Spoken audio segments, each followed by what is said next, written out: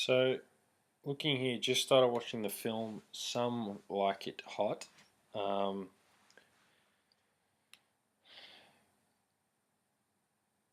it's listed as a significant comedy, challenging views of the time. Um, really, I'm, I've got a feeling that the only reason is because there is cross dressing and homosexuality in the film. I mean, for the late 1950s, that's sort of pushing a little bit. But then I suppose you've got that time they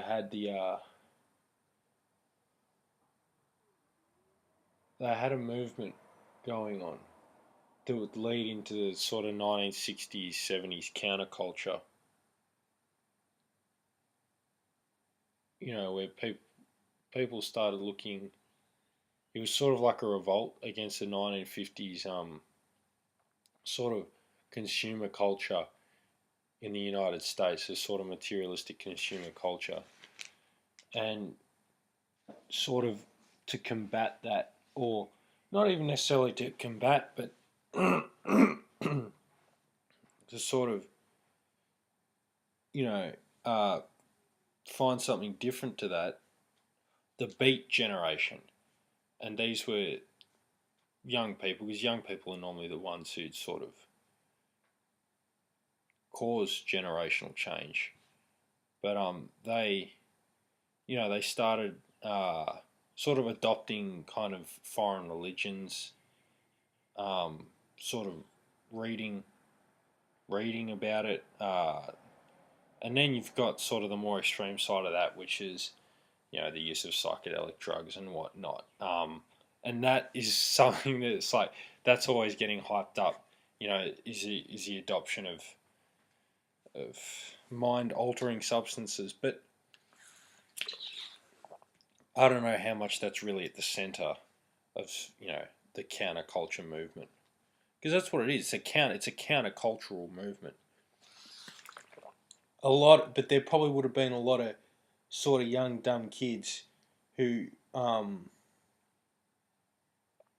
who almost sort of adopted like pseudo culture kind of things, um, saying that they were, that they, they're trying to be alternative and, open up their minds and blah de blah, and so they're reading these books and trying to adopt these religions, but really they're just kind of like sitting around in a circle, getting off their face on acid. So with every sort of cultural movement, there's always going to be people who are tagging along who think, you know, who kind of come up with their own kind of interpretation of what's going on, and that is probably there's probably a lot of ways to interpret things when you are on psychedelic drugs. But back to this movie, Some Like It Hot. This was sort of around the time of that sort of the Beat Generation and the countercultural movement, and um,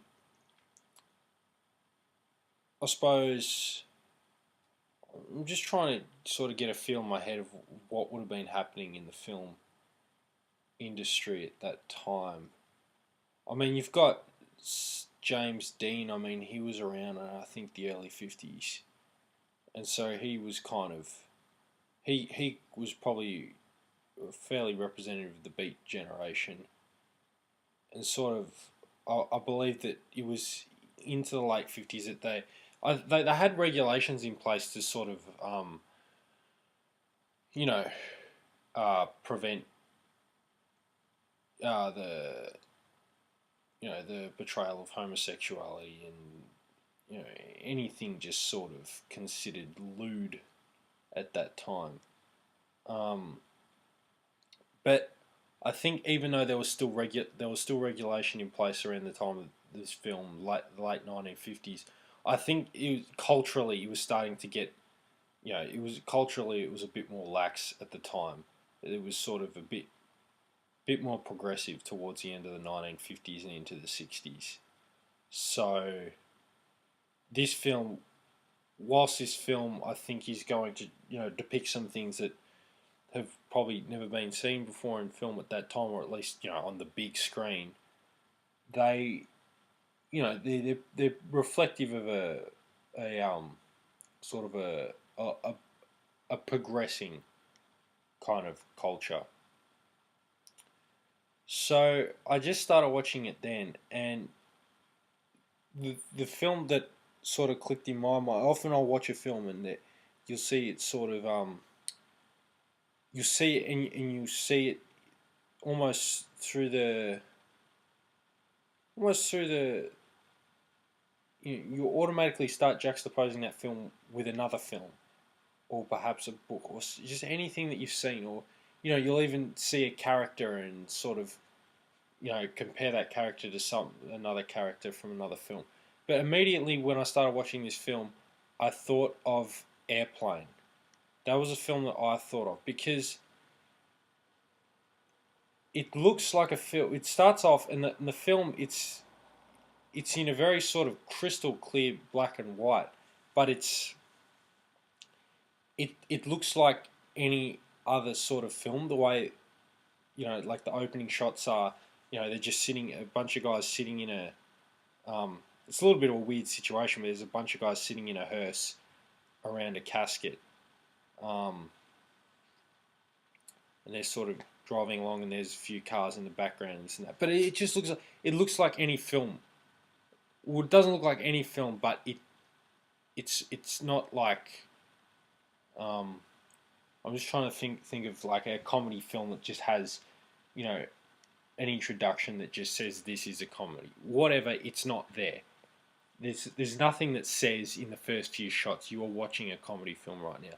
And even though I can't actually remember how Airplane starts, I'm still thinking of it in that one of the first things that happens is what I've seen is the end of the first police chase, and there's this police chase, and they start shooting at the police start shooting at them, but there's like four police hanging out of this car at the one time shooting, and I know that there's been police chase depicted long before then, like I know the Scarface film, the original Scarface film. I know that there's police chasing that. I think it was quite famous for its. Well, at the time, it would have been quite significant in that it depicted these car chases. But it's the same sort of idea. But when you think about it, you look at it and you see these like four police guys all hanging out of the car at the same time shooting, and it's filmed in the same. I don't know how to describe it, but it's filmed in the same way as any other action film would be, at that time. But it's just kind of ludicrous that you would have all like four police, first of all, in a car together, and then second of all like leading out the door shooting, and it's kind of a subtle form of humor but it's in your face at the same time. It's like you to watch it, you need to understand what reality is to actually see the kind of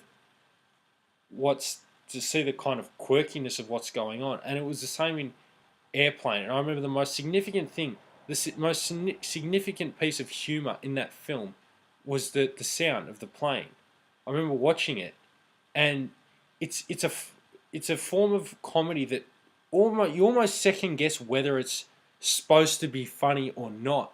But it's kind of interesting to watch. So like in Airplane, it's making the sound of a propeller. It's a jet powered plane, and it has a couple of times in the film you have this outside shot of the plane, but it's a jet it's a jet powered engine, but you can just sort of hear this propeller ticking away. But if you weren't paying attention, if you were just watching, just sort of and you weren't thinking about, whoa, what is this machine in front of me, and how's it actually moving through the air?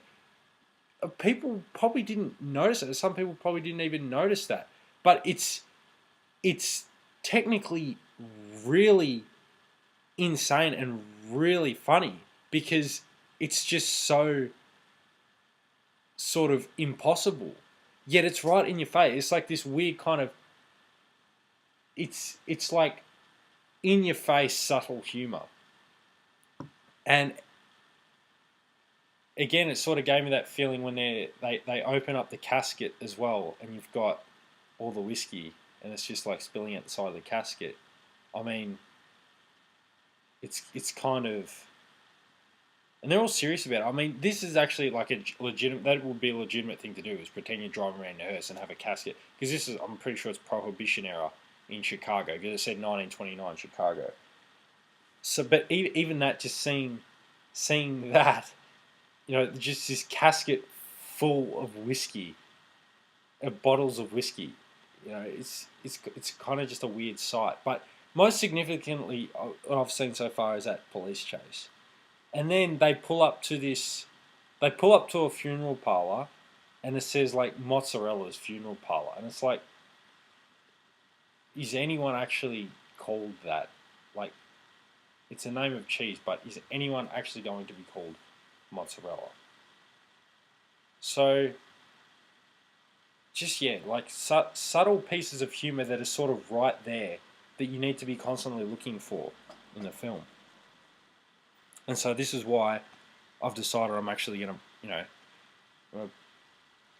see what I can piece out about this film, because it's it's an interesting genre of comedy, and it's very, it's really, if you think of it, it's quite audience driven.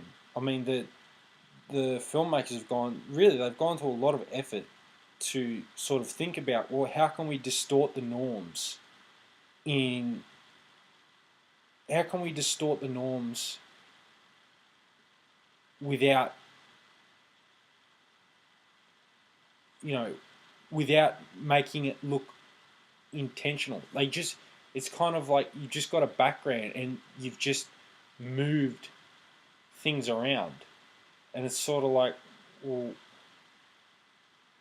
it's kind of like walking into a room and seeing the furniture just, I don't know, like, it's kind of like walking into a room and seeing a couch facing away from the TV.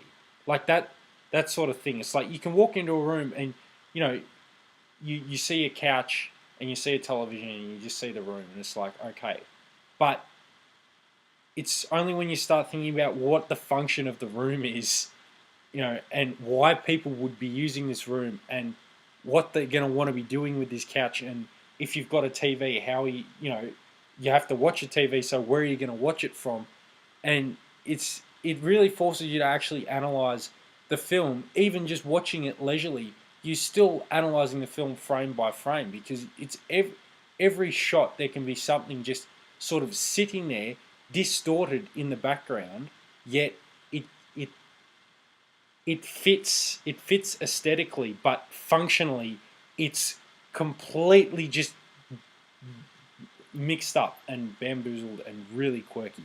So um, I think it seems like it could be a really intelligent kind of form of comedy, and that is what is going to get good reviews, and that's, I suppose, what film critics are going to like. And I'm getting the feeling that that's why this film is going to have such good reviews, because it's it's the film has honest settings. The settings are honest; they're legitimate settings. Um, but it's sort of, yeah. You've got to look at the function of each setting to see the humor in it. So this looks like it would be really sort of a really beautiful piece of film work. So I'm kind of now excited to watch this. I think it was